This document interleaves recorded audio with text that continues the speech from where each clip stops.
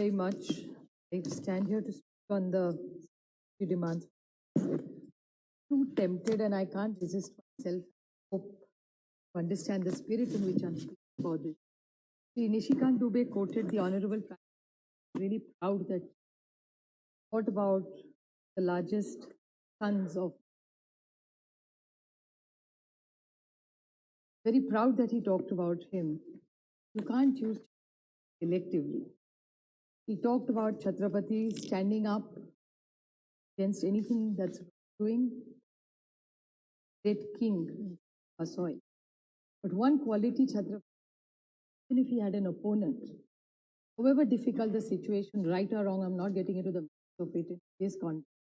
But he never attacked their families and their children, and he always protected women of that family. Today, was not actually going to talk about it. I just request of 2 minutes of indulgence, even of the Honorable Finance. She is a woman. She's leading the department exceptionally well. I've always complimented her about it. But at the same time, what happens in my state, there are a lot of people who may have had income tax issue, EDs issue. I'm not going to be getting into the merit of what is right or wrong. The way the witch hunt for their children and their wives is very, very unfortunate. When you revoke the emotions of Chhatrapati, this is not what Chhatrapati did. He always protected women and children. He fought from the front. He always protected the women. Anyway, there's it's sad because when they attack women, the Mrs. Khadse, who's a senior citizen, their daughter, daughter-in-law, Anil Deshmukh, many examples, but I don't want to indulge too much that topic today. This may not be the right person. While we are talking about his demands for grants, Mr. Dubey even talked about the subsidy for fertilizers, and he thought we as opponents were going to criticize it. And he was right about some of it, that Parliament is not always about criticizing each other. There are some things we all agree on, especially the pandemic. I think our state government and your state government, which I think even Shrikant Shinde spoke in his speech, that our two governments, Maharashtra, we may have had challenges while working during the COVID. There were moments where tempers were high because there were very high emotional moments. It was a pandemic. It's an extraordinary situation. But clearly we worked better. We've managed to save people's lives. We've been done exceptionally well, both of us together in the vaccination. We reached out to many people together. And both state and central government have worked well together, be it the railways, be it the food supply that you get. We do compliment and are grateful for all the interventions you've done.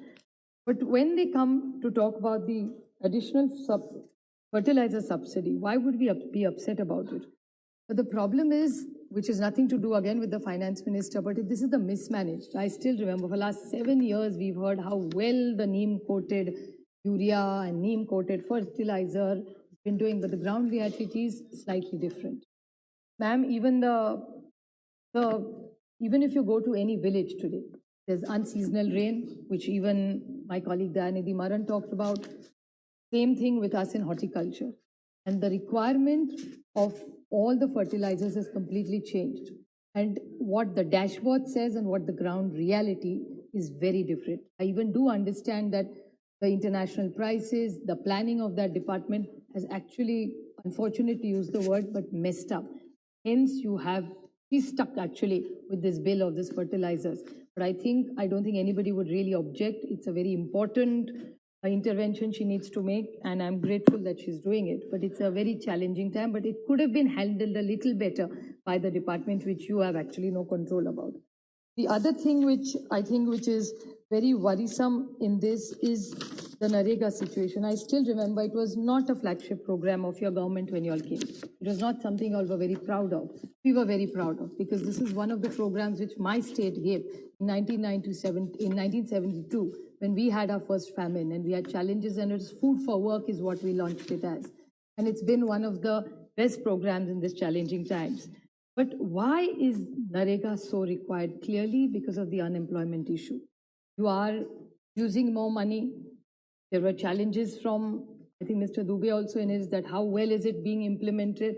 I think that accountability falls even with us and the central government, because NREGA is a program for absolutely the people at the bottom of the pyramid. So I think we need to work better together to strengthen the program, but at the same time, we cannot ignore the fact that Narega's requirement is getting more and more because it proves that the unemployment challenge is going up during this pandemic.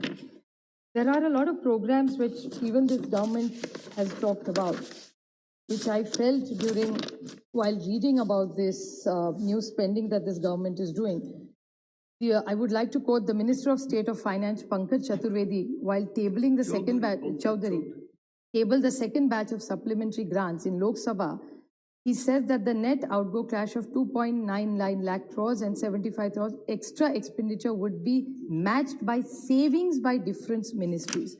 Now, this is a little alarming for me, because if you're saying that you need this by savings of different ministries, does that mean all the social sector programs get affected? Madam, I'll try to give you a small example. It's like this Union Budget 2020 post-matric scholarship for SC students under the fund. What has happened under the Social Justice Department, which is such an important department, which is people from the bottom of the pyramid who really need this. The financial year of 1920, the demand for this was 14871. The funds approved by the Ministry in Finance were only 8,000 versus 14,000. The funds allocated for this ministry for 2019 were 11,000 and only 7,000. You have to notice one thing, that 17 and 18 was 10,000 and 6,000. These are not pandemic years. But the Social Justice Department and the scholarship for the poor, the downtrodden, these Dalit children is substantially going down. And the government constantly says that we have new data and we are trying to meet the numbers, which is not the case. So I urge the Honorable Minister to address this, because it's a very, very important and a critical issue.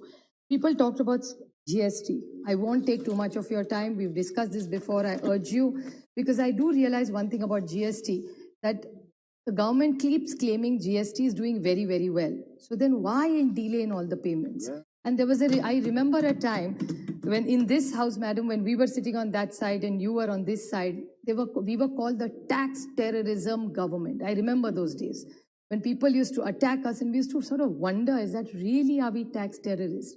Now, what is the reality of the GST?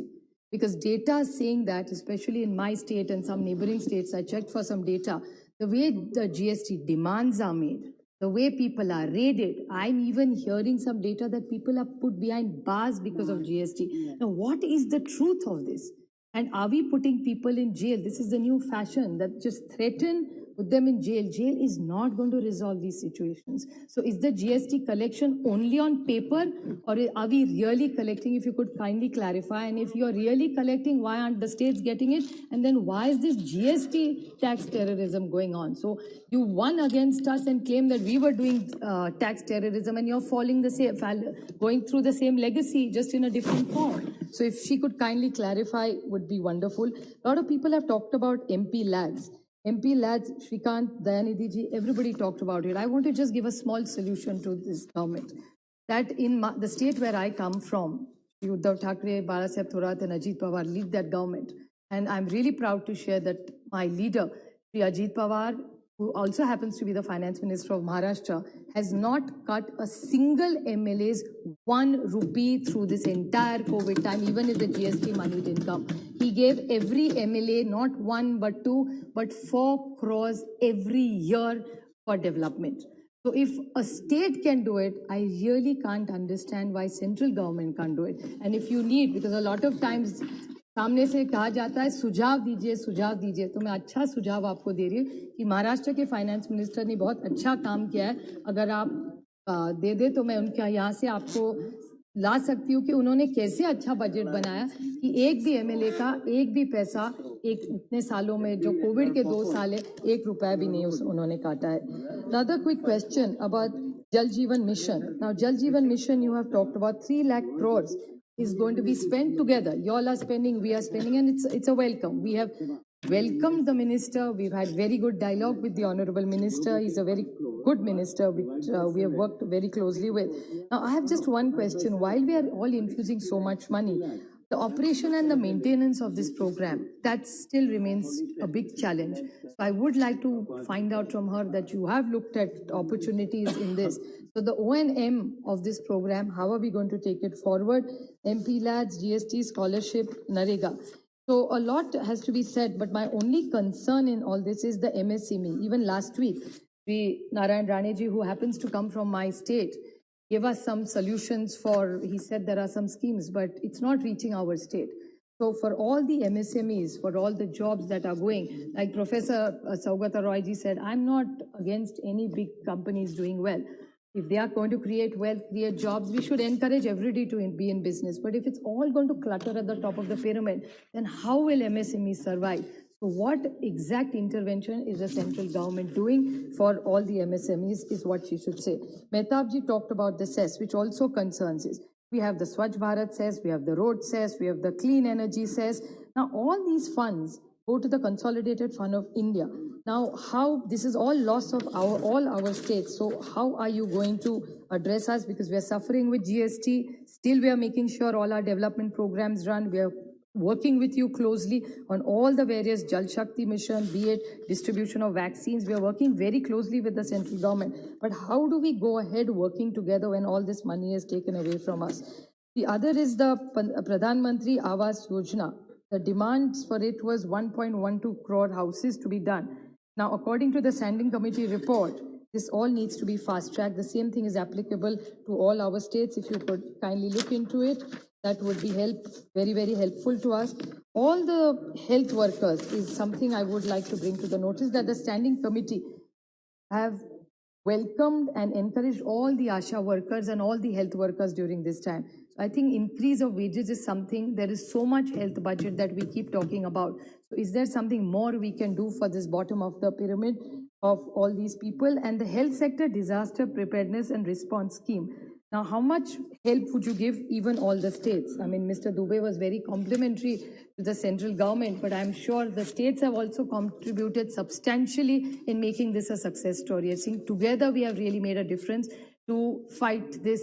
It was not y'all UPA versus NDA. It was all of us together against the virus. So I think this is a war which we still haven't won. We are on the verge of winning it, but I think we still have to wait for another 2-3 weeks to celebrate, because we are still 2 weeks away from the final moment of whether Omicron is there or not. So this is something we need to address for sure. But I just want to some few replies on behalf of our states. The states are absolutely going through a very, very difficult time. A lot of social sector programs, like your own minister says, there is jugglery of some numbers is what I seem to understand from the statement from the MOS of Finance. So if there is jugglery of numbers, does that mean it will affect our states? Because my biggest concern is at the bottom of the pyramid, sabka saath, sabka vikas. If that's what we are really going to do, if you don't give us all the monies which are needed for the poor and the needy of this country, the scholarship, for the women's safety, education, healthcare, how do we run our states? I think we need to put all our minds together, be more transparent and honest to each other, and take good feedback from the states where we can work together to make India better. Thank you.